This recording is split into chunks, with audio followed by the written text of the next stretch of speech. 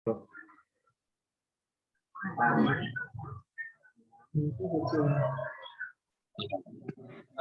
mulai ya. Assalamualaikum warahmatullahi wabarakatuh. Kami dari kelompok 3 akan membahas tentang analisis postur kerja dengan metode REBA.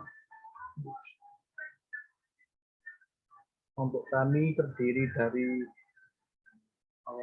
Sani Faras Novianto selaku saya sendiri dengan NIM 216.9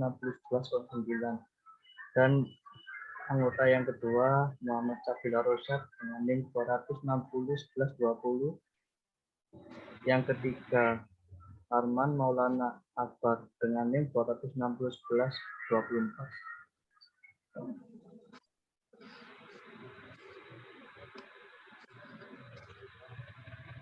Pada pembahasan kali ini ada 5. Yang pertama membahas tentang pengertian singkat REBA. Yang kedua penjabaran permodelan. Yang ketiga penginformasian analisis data. Yang keempat pendeskripsian analisis data. Dan yang kelima kesimpulan dan saran.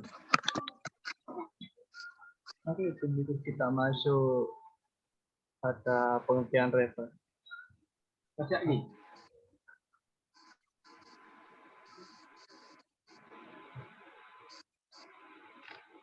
Ya Allah.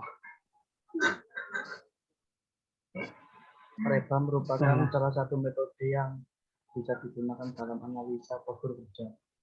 Metode REBA dalam bidang ekonomi yang digunakan secara cepat untuk menilai postur leher, punggung, lengan, pergelangan tangan, dan kaki seorang pekerja.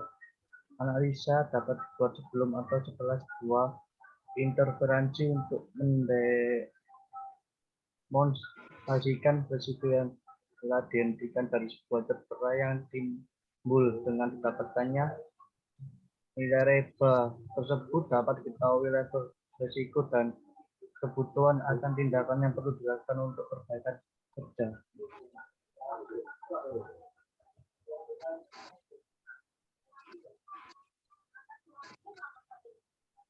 Pada penilaian postur dan pergerakan kerja menggunakan metode REBA melalui beberapa tahap.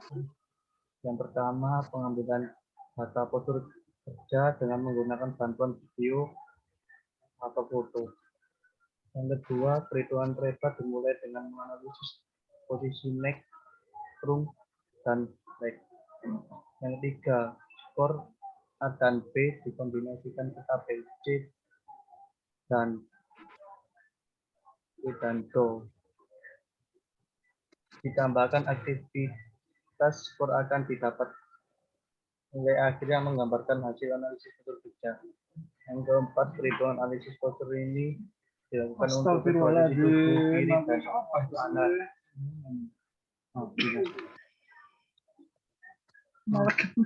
Malah kena ini. Baik, selanjutnya seperti inilah gambaran dari penilaian ataupun scoring pada tabel REBA, dan yang sebelah kanan adalah gambar dari pekerja tenun yang kita analisis. Pastinya teman-teman udah paham tentang bagaimana cara melakukan penilaian, pada postur-postur yang ada di dalam perhitungan REBA tersebut. Nah, untuk selanjutnya pada REBA kita memiliki faktor kopling yang mana terdiri dari 2 grup A dan grup B.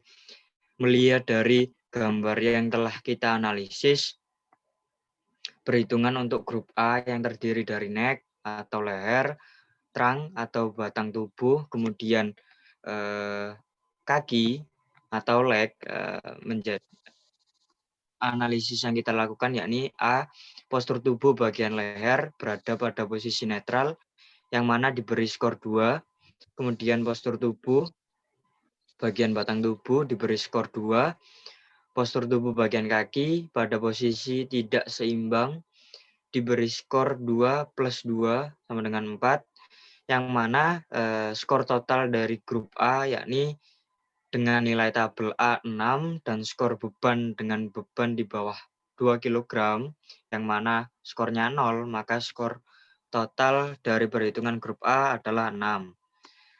Untuk perhitungan grup B, yakni postur tubuh bagian lengan atas atau upper arm, yang mana membentuk sudut 42 derajat, maka diberi skor 2 minus 1, yakni 1. Untuk selanjutnya, postur tubuh bagian lengan bawah membentuk sudut 155 dengan skor 2. Postur tubuh bagian pergelangan tangan membentuk sudut 20 derajat, diberi skor 3.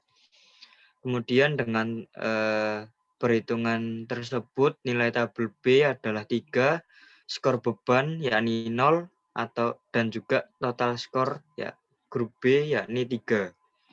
Selanjutnya, penjumlahan grup dari tabel C yakni penjumlahan tabel A dan tabel B.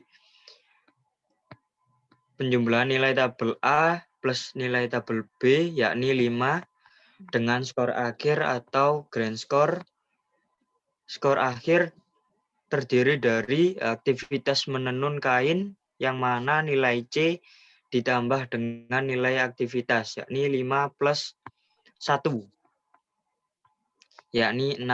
Berdasarkan skor tersebut, maka level resiko dari aktivitas menenun berada pada kategori level resiko sedang, yang mana diperlukan tindakan dalam waktu dekat. Selanjutnya, hasil analisis data atau posisi kerja. 1.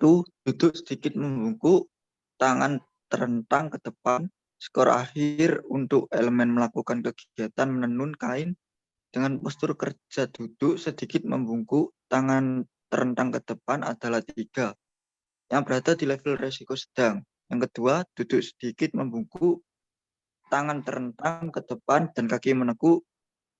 Skor akhir untuk elemen kegiatan mengambil sisir untuk menenun atau merapatkan benang tenun dengan postur kerja duduk sedikit membungkuk dengan tangan terlentang ke depan dan kaki menekuk adalah 6. Sehingga berada pada kategori level risiko sedang, sehingga diperlukannya tindakan dalam waktu dekat. Yang ketiga, duduk dengan posisi kaki maju, mundur, dan juga menekuk. Skor akhir untuk elemen kegiatan menginjak tijak-tijak dengan postur kerja duduk sedikit membungkuk, tangan terentang ke depan dan kaki menekuk secara gantian adalah 6. Yang mengindikasikan level resiko sedang, yang mana juga membutuhkan sebab pembaruan pada alat tenun itu agar mengoptimalkan sebab efektifan dan produktivitas pekerja.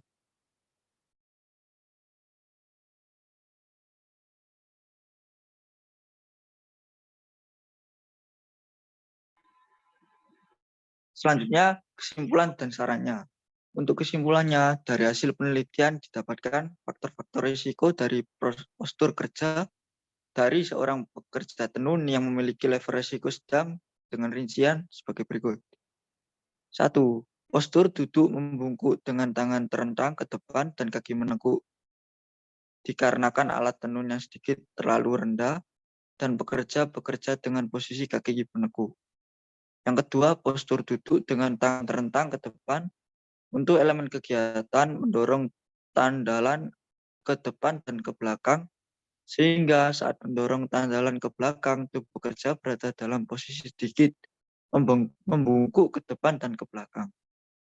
Untuk sarannya, kepada pihak perusahaan hendaknya melakukan perbaikan terhadap alat tenun untuk menanggulangi level resiko yang terjadi, yakni sedang, sehingga pekerja tenun dapat bekerja dengan nyaman dan produktivitas bisa ditingkatkan.